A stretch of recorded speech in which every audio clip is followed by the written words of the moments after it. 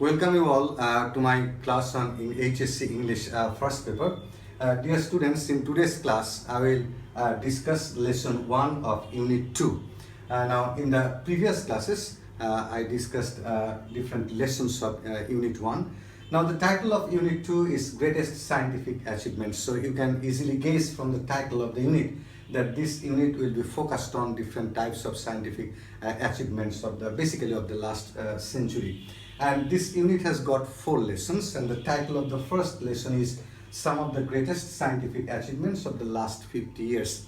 And what about the achievements of the last 50 years? Definitely we will discuss, I will explain cell phone, which is widely known as mobile phone, you all know. And there is internet, there is a paragraph on internet, I mean passage on internet. In this lesson you will also have, apart from internet, you will have the artificial heart, and you will also have satellite, you will have ideas about internet. So you can guess, you can understand that this lesson will discuss, basically this lesson is focused on different types of major scientific inventions, incredible scientific inventions of the last century. Now, dear students, what I want to share with you that we are reading the lessons, we are explaining the lessons so that you can understand the lessons clearly. But one thing you must remember, that these lessons will be selected. I mean, passages from these lessons, sometimes the lesson, the entire lesson is selected as a passage, and sometimes a part of the lesson is selected as a passage. This passage is selected for question answer exercise, for multiple choice exercise, or passages can be selected for summary writing or flowchart writing. So when you will read different lessons, you will develop the ideas how to write summary and how to write flowchart and how to write question answers and how to write multiple choice questions as well. Now, this particular lesson is very important for paragraph writing. You have paragraph writing in first paper, and in the previous class I said that basically in first paper paragraph writing, the paragraphs which we select for the examination, they are related to the lessons that we are explaining. That means the lessons we will have in different units. So when I will explain this lesson, and when I will explain internet, when I will explain cell phone, when I will explain the artificial heart, and when these things will be discussed in the lesson, remember one thing, that I will discuss these issues, these scientific achievements or inventions in such a way so that they can be helpful for you when you will be asked to write a paragraph on internet, when you will be asked to write a paragraph on cell phone. Now, this is the most important issue on this particular lesson. Now, when we will read the lesson, when I will explain the lesson, so apart from question answer exercise, apart from multiple choice exercise, apart from summary writing, you have to remember that there is flowchart writing as well. And finally, this particular lesson is very important for, as I say, for paragraph writing as well, because there are different scientific achievements over here which are often or frequently selected for paragraph writing. So now let's go to our lesson and let's read it attentively so that we can develop ideas about different major scientific achievements of the last century. And I said that these major inventions will be very helpful for you for paragraph writing. So let's start the lesson. Okay, dear students, now we are starting the lesson. Lesson 1, I have already mentioned the title of the lesson of Unit 2. The title of the unit is Greatest Scientific Achievements, and the title of the lesson is Some of the Greatest Scientific Achievements of the Last 50 Years. I have said that there are 4 lessons in this unit, I mean in Unit 2, and we are starting lesson number 1. So in these lessons, what we will see the most important scientific inventions and achievements that we witnessed in the last century basically. Now, as usual, we see that there is warm-up activity, and in this warm-up activity, what it says, discuss the following questions in pairs. Pairs Now you will discuss with your friend, with your classmate. You can discuss if there is any opportunity, then you can discuss with your friend. Now, what advantages has technology brought to everyday life? Now, this is the first warm-up activity you will discuss with your friend. Now, what you can say or what you can expect from your friend, that your friend will focus on the advantages that technology has brought to everyday life. Obviously, over the last couple of decades, so in the last century, technology has brought about significant changes in our lifestyle, and here you will discuss the advantages that technology has brought to our everyday life. So that must be the focal point of your discussion. Then you can also discuss that what kind of technological development we have seen, we have witnessed over the last couple of years, over the last couple of decades. So that's how you can discuss with your classmate, with your friend. So what is the goal, or what is the output of this sort of discussion? That once you start discussing with your friend on this sort of issue, then your idea about the technological development, your idea about the achievement of modern science will be much clearer. Now, what about the second idea? How do science and technology make life better? So you know that technology and science, they have got a huge contribution to the development of human lifestyle, and it has changed our lifestyle. It has given speed to our lifestyle. So in over here you will discuss the kind of that how your life has become better than the lifestyle our forefathers led in the past, or even we led in the past, or how gradually our lifestyle is changing and how it is becoming better, if you think so.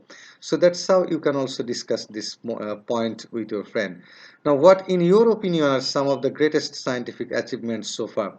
So obviously this unit, this lesson is going to give you some ideas about some of the major scientific achievements that we witnessed, but still it is giving you a kind of opportunity to have a preliminary discussion with your classmate before going to the lesson formally. Now, this is exactly a warm-up activity to make you prepared for the lesson. And I have told you that when we will start the lesson, you will notice, you have to observe plenty of things, and starting with you may be asked to write question answer, and you may be asked to write, to answer multiple choice questions. You may be asked to write summary. You may be also asked to write flow chart from the same passage.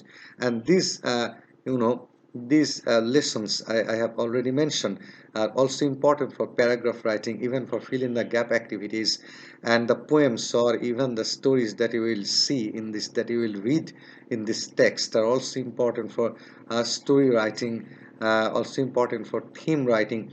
So this text is very important for you, and that is the reason why we are reading line by line. And once we develop our ideas about phrase and clause, that we will gradually discuss phrase and clause as well, then you will also start identifying the clauses and the phrases from this sort of lesson. Now let's start the reading the passage, lesson 1 of unit 2. We human beings tend to forget how far we have come as a species in a relatively short period of time. So that is the first sentence of this lesson.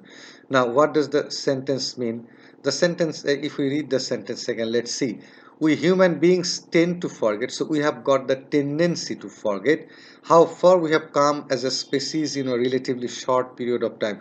So it indicates that in a relatively, comparatively, in a short period of time, we human beings, we have achieved plenty of things, and we have crossed huge borders, and we have achieved many things.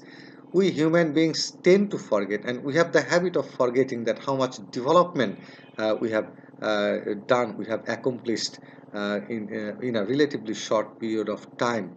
So that's exactly what we forget. But the sentence focuses on the issue that we have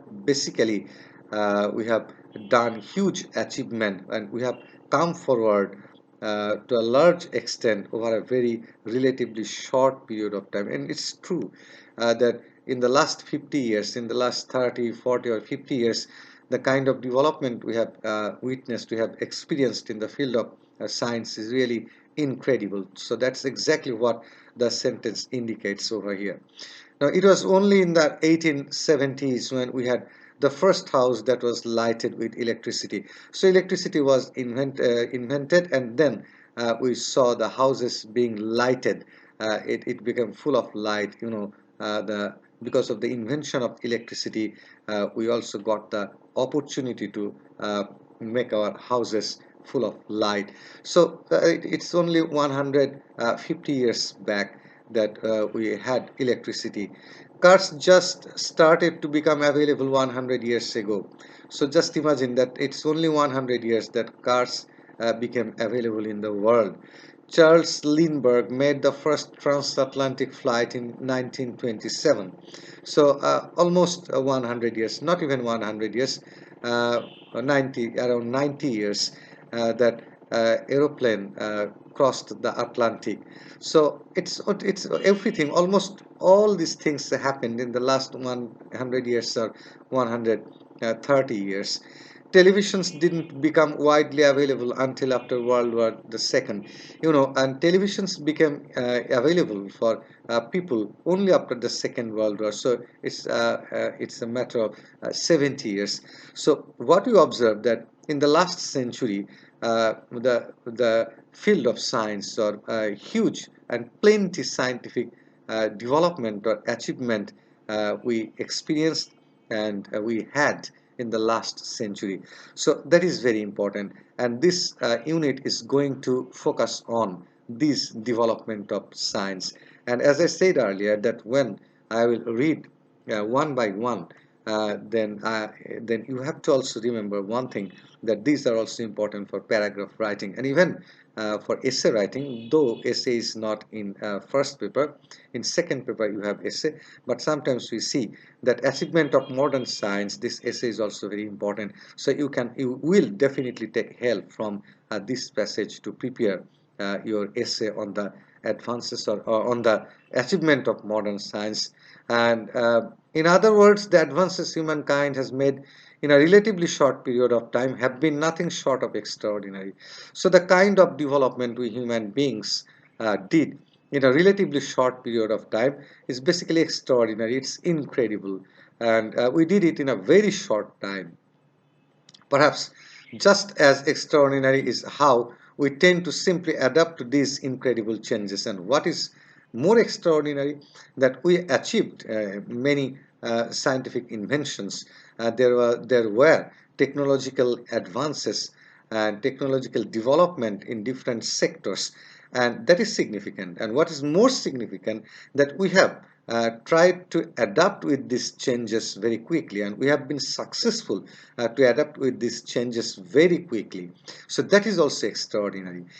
Invention is one thing, and to adapt with the invention and to adapt with the achievement, to adapt with these discoveries is also very important. So it is also incredible the speed with which we have adjusted ourselves with these changes, with these scientific advancement. It is also extraordinary. Not realizing how completely our world has been altered in a short span of time. Do we really realize? Do we really comprehend that how the world has altered, how the world has changed in a relatively short span of time? With that in mind, it is worth looking back at some of the amazing scientific advances we have made in the last few decades. So with this thing that we have done huge scientific achievements in the last couple of decades. So with these things in mind, we have to it is worth looking back at some of the amazing scientific advances. So we will look at some scientific advances now, and with that in mind, with what in mind? With the speed, with the changes, with the development of modern science, keeping this incredible change, we have to start reading these things. The artificial heart, the first one. Now, there is nothing, it's an extraordinary invention. It was an extraordinary invention. There is nothing that piques the interest of a human being quite as much as the prospect of living a longer life. So, what is the most interesting part of a man's desire? Every person desires to stay in this world for a long time, to have a longer life. So that is exactly what has been meant in the first sentence. There is nothing that piques, that means attracts the interest of a human being quite as much as the prospect of living a longer life. So that is the most interesting part. That is the most attractive part for a man, that she wants to stay for a longer period of time in this world. So implanting a person with an artificial heart in 1982 was an extraordinary step towards increasing the human lifespan. So what we see, that implanting a person with an artificial heart, so artificial heart was invented in 1982, and it was an extraordinary step towards increasing the human lifespan. Before the invention of this artificial heart, human beings, I mean, the lifespan of human beings was curtailed in many cases because of not having artificial heart. And a Seattle-based dentist, Dr. Barney Clark, was the first person implanted with the Jarvik 7. So who was the first person on whom this experiment was made, or this invention was implemented? His name was Dr. Barney Clark, and he was a dentist. He himself was a doctor. So he was the first person on whom this experiment was done. And he was in Seattle, was the first person implanted with the Jarvik 7. And the name of the heart was Jarvik 7. Why the name of the heart was Jarvik 7, we will see. An artificial heart intended to last a lifetime, and this heart was implanted in this person with the intention of with the intention of giving him a long lifespan. The Jarvik 7 artificial heart was designed by Robert Jarvik, and who designed this heart? His name was Robert Jarvik, and according to his name, the name of the heart was Jarvik 7. So the person, I mean, the man who designed this artificial heart, his name was Robert Jarvik, and the person on whom this experiment was first done was Dr. Barney Clark. Remember this. Though the patient survived 112 days, it was a huge step towards the development of heart transplant surgery. So, you can ask one thing, that only this person survived only 112 days. So what is the achievement of this invention? Okay, so after implanting this artificial heart, this person survived for 112 days.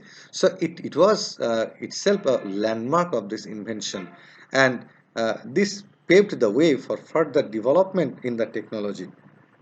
Now, one day, more advanced versions of artificial organs will likely allow us to live much longer and more productive lives. Now, the way we got artificial heart, it is here is an expectation in this passage that there will be other artificial organs like kidney, lungs, and other important liver organs, artificial organs, will be invented one day, by means of which we will have a more productive and more a longer life. So it's an expectation. When we get there, we will owe a lot to Robert Jarvik's artificial heart.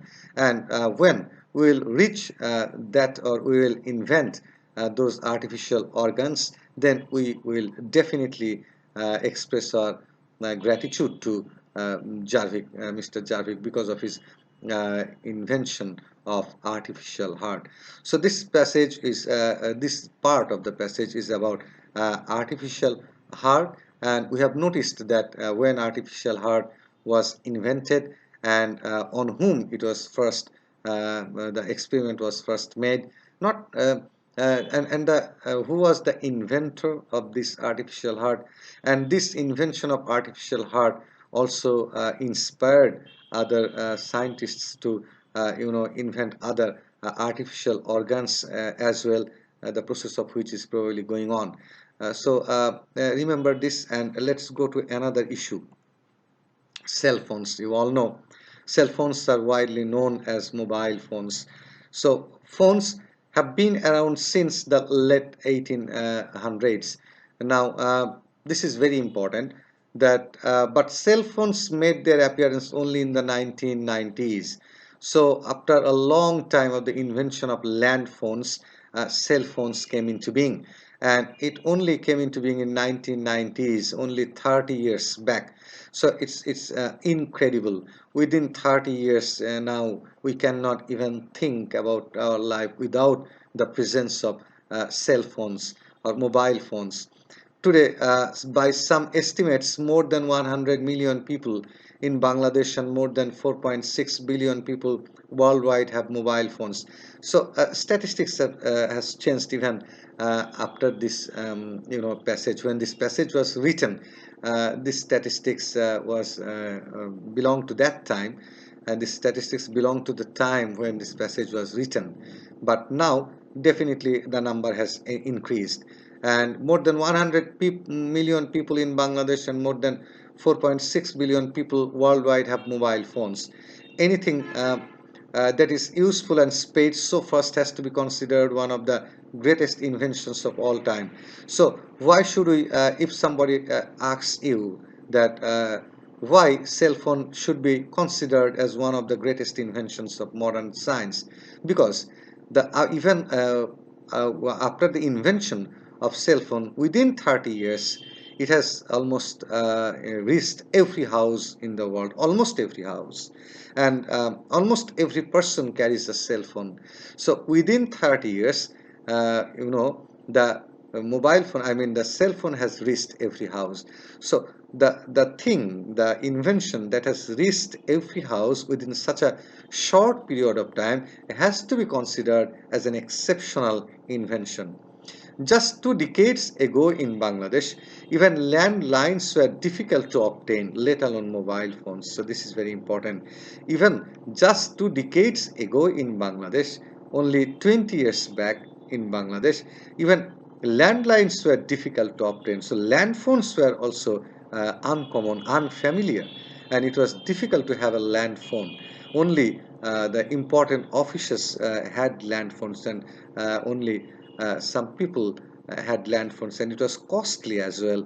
And even after having the ability to spend money, people would not get it because it was not that much easy to have landlines.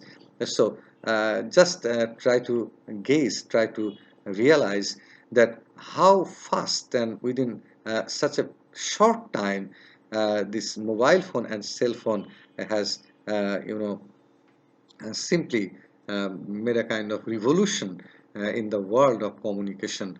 And today, people from all social strata use cell phones. So not only the upper class people, I mean middle class people, lower middle class people, lower class people, upper class people, and all types of people, they use cell phones. From street vendors to business executives in luxury cars. So even the street vendors and even and the business executives. So from lower class to upper class, every person now has got mobile phone or cell phone, and from villagers to urbanites. So even the villagers have the mobile phones or cell phones, and even the people, I mean the city people, urbanites mean city people, they have the mobile phones. Now we see a kind of statistics. Let's see. Since May 2015, Bangladesh joined its South Asian neighbors India, 862 million users of mobile phone obviously, and Pakistan 122 million users on the list of countries with 100 million or more mobile phone users. So look at the statistics. The statistics has changed. I said that 100 million mobile phone users are there in Bangladesh. Now it has again increased. The other countries on the so you must have noticed that how many people use mobile phones. The other countries on the list are China, 1 billion users.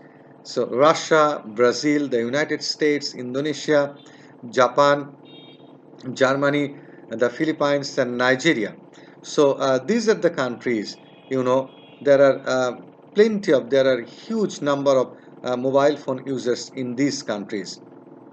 Let's go to the next slide.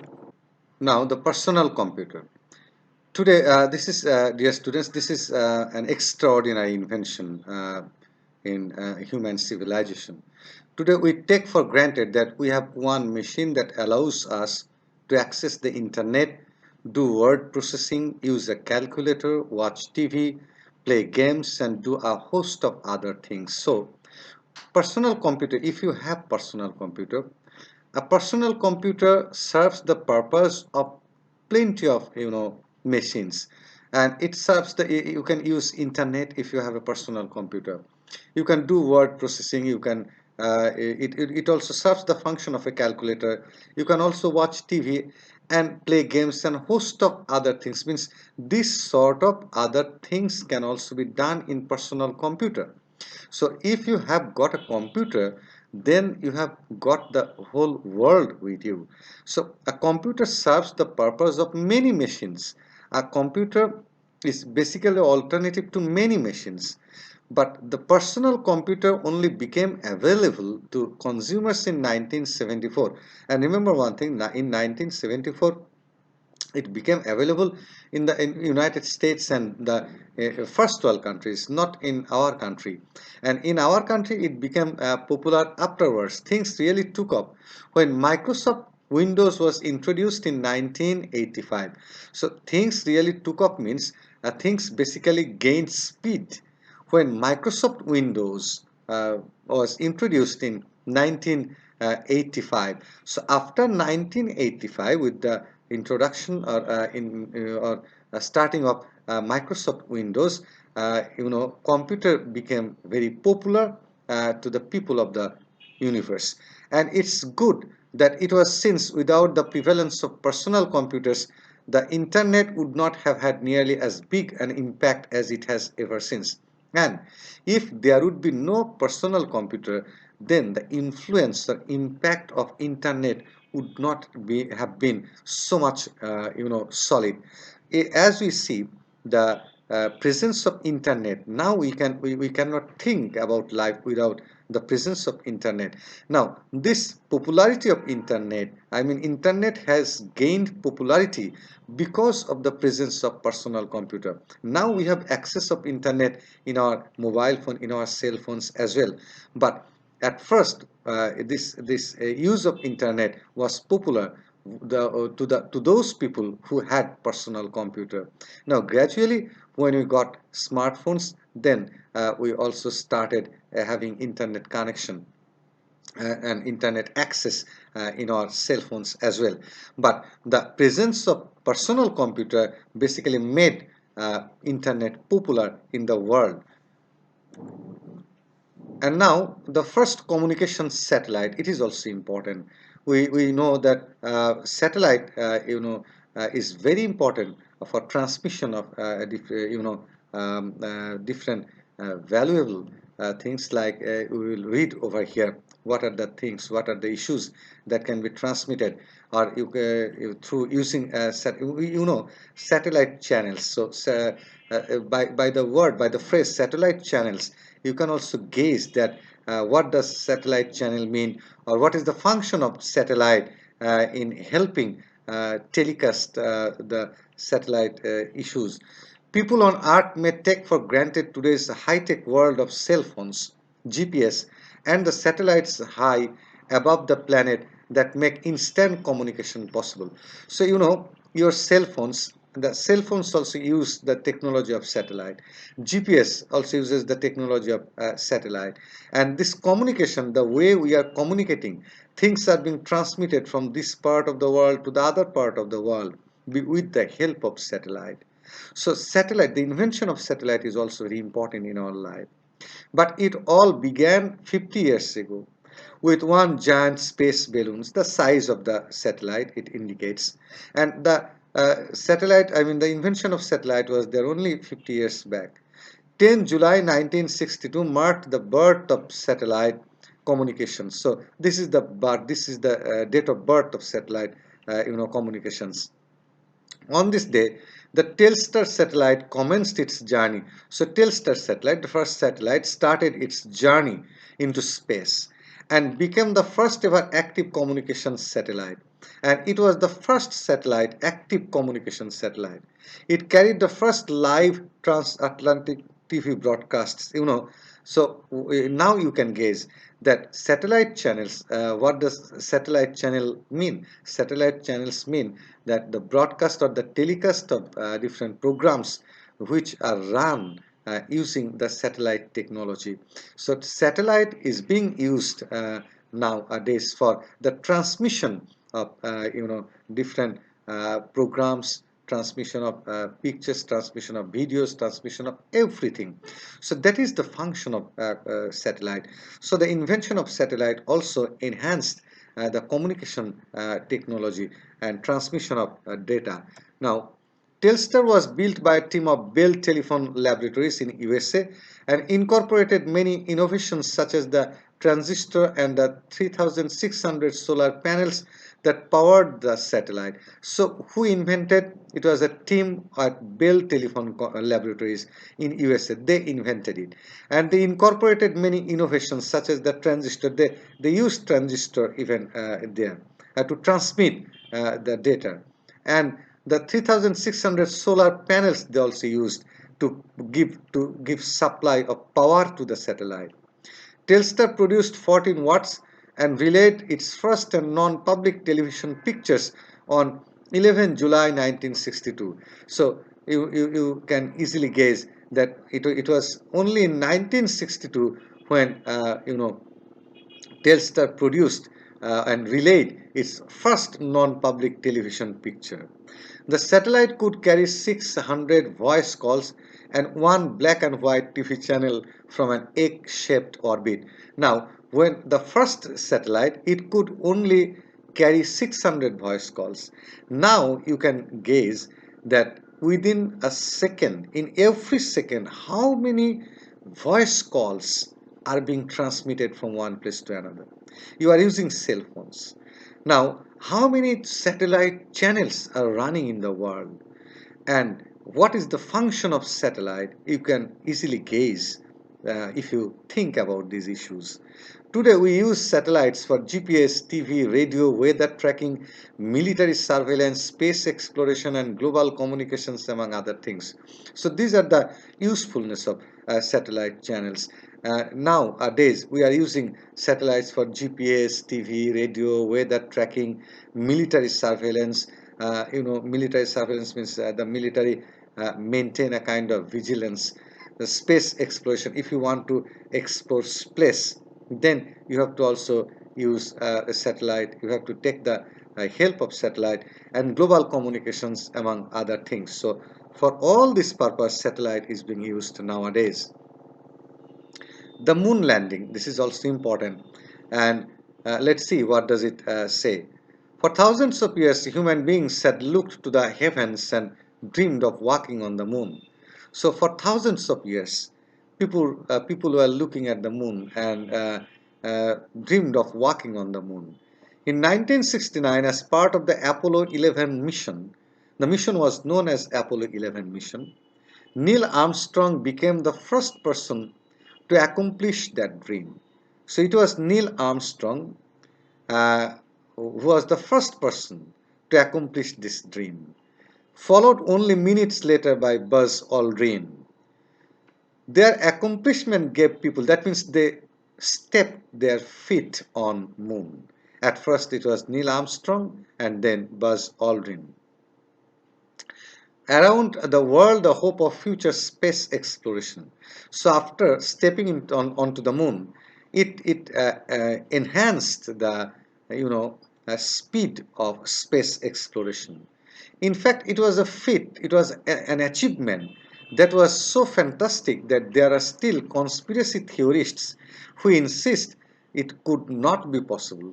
So this moon exploration and this stepping on moon was so incredible that even there are theorists, there are people who say that these three, Neil Armstrong, Aldrin, and Michael Collins was there also. They did not go to moon.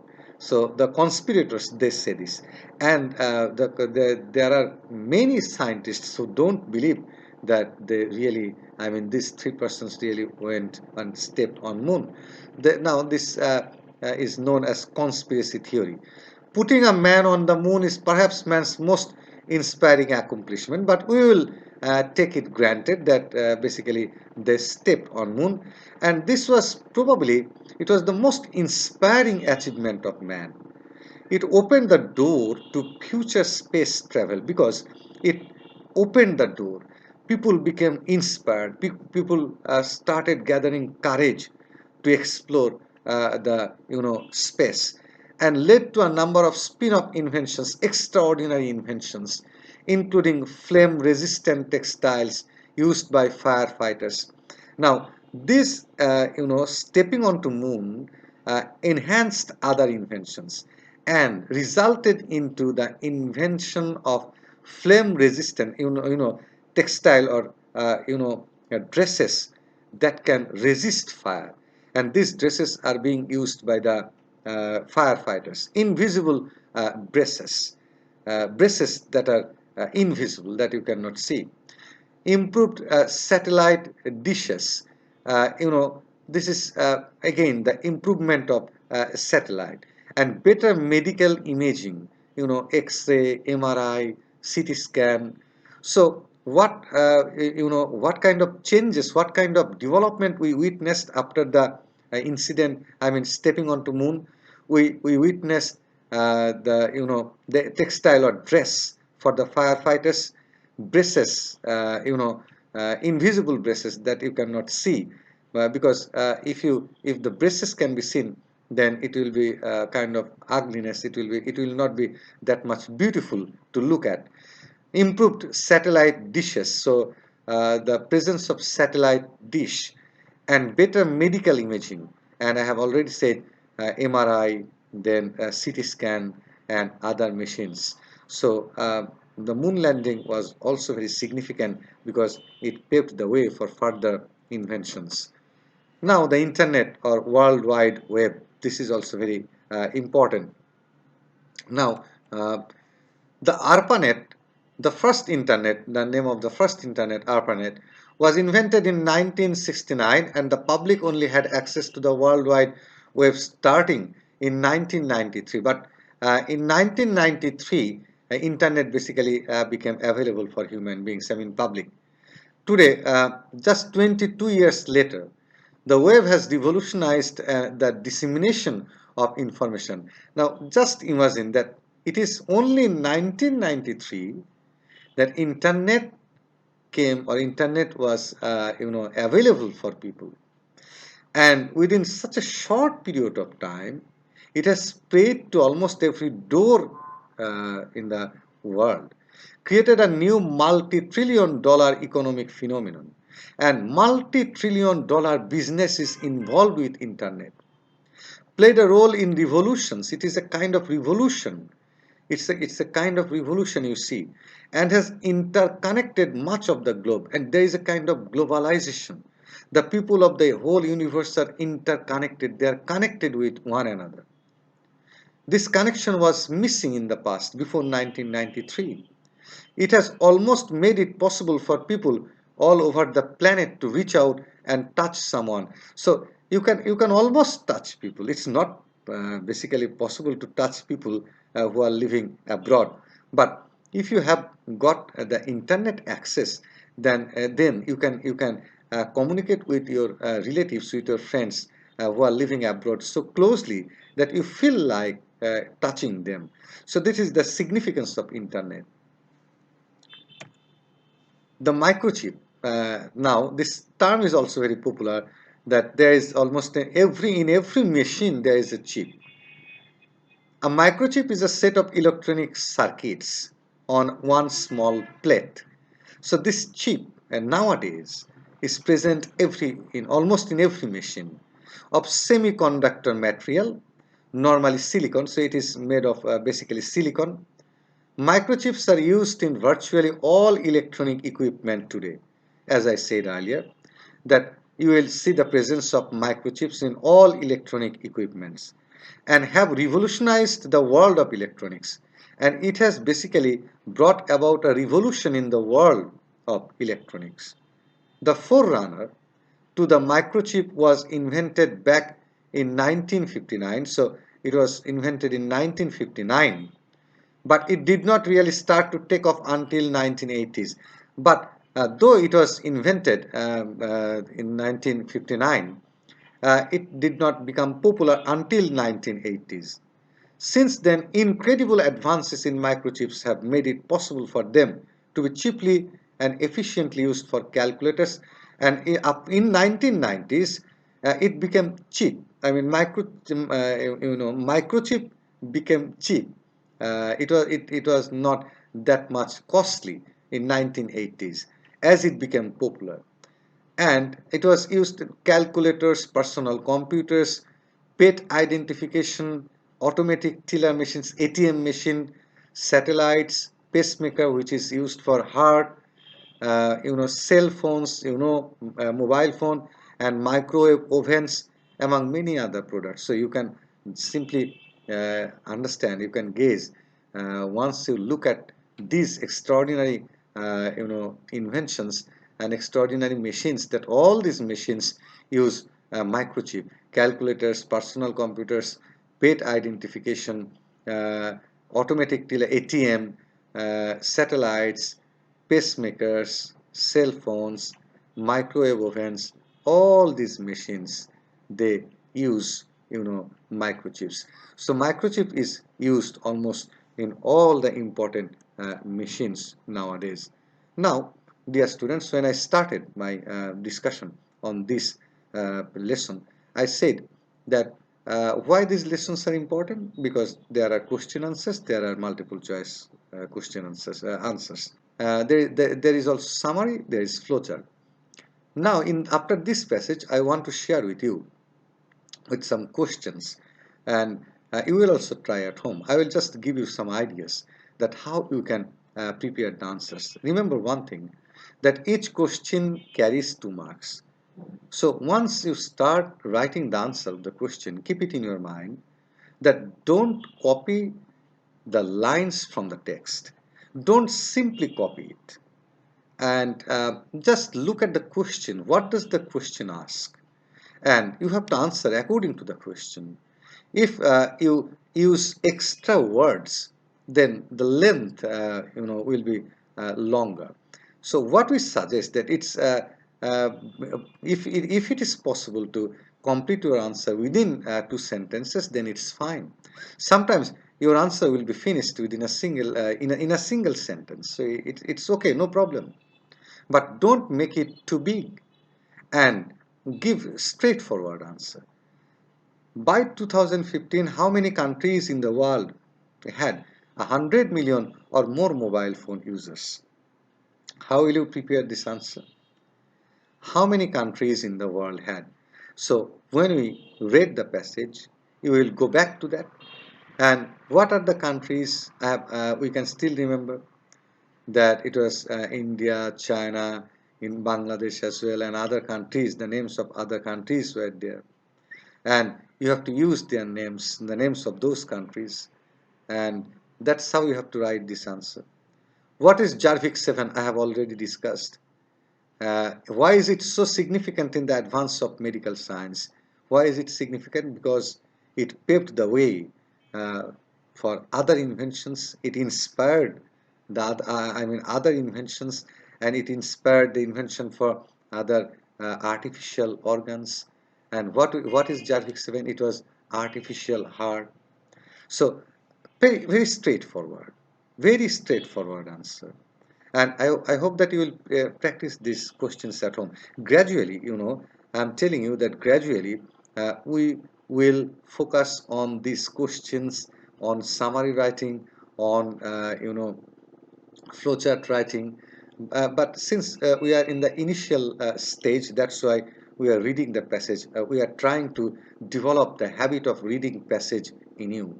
And once we start dealing with this passage in different manners, I mean question answers, multiple choice, writing summary, it requires other extra classes, I mean different classes, a single class on summary writing, single class on flowchart writing. We will discuss these issues one by one, but in today's class I am just giving you some ideas that how question answer can be written. What is the most important function performed by Telstar satellite? Transmission of data from one place to another. That is the most important function. There are some conspiracy theorists, I said, who insist that no human being ever set foot on the moon. Do you support their views? Give reasons for your answer. So, do you think, or do you agree with the conspiracy theorists that who think that Neil Armstrong, Aldrin, and Michael Collins didn't step on moon? If you think that they didn't step on moon, it was just a fake video by the United States of America, then you have to give your answer in favor of your statement. If you think that they didn't step on moon, then you have to give your answer. Now, this is important. This answer is not given in the text. So in such cases, you have to write your own answer. You have to give your own opinion. Only in these cases, if you are asked to give your opinion, only in such case you have to give your opinion. Otherwise, you have to give your answer from the text. I don't mean that you have to copy from the text. You have to take the material, you have to take the idea from the text, but you have to write in your own language. That is important. But when you are asked to give your opinion, only in that case you have to give your opinion. Last one, you have read about 7 amazing achievements of science in the last 50 years. In your view, which of the achievements has the strongest influence on human beings? Explain why. So we have read about 7 amazing achievements. So which one do you think? Again, you see that you have to give your own opinion. If you think the artificial heart is the most amazing one, you have to give reasons for your choice. If you think cell phone, you have to give reason for your choice. If you think it's internet, you have to give reason for your choice. So this is how you have to write the answer. So I hope that you will start practicing question answer at home as well. And in our next class, that gradually we will start discussing other tasks that you have to answer and which are related to passage.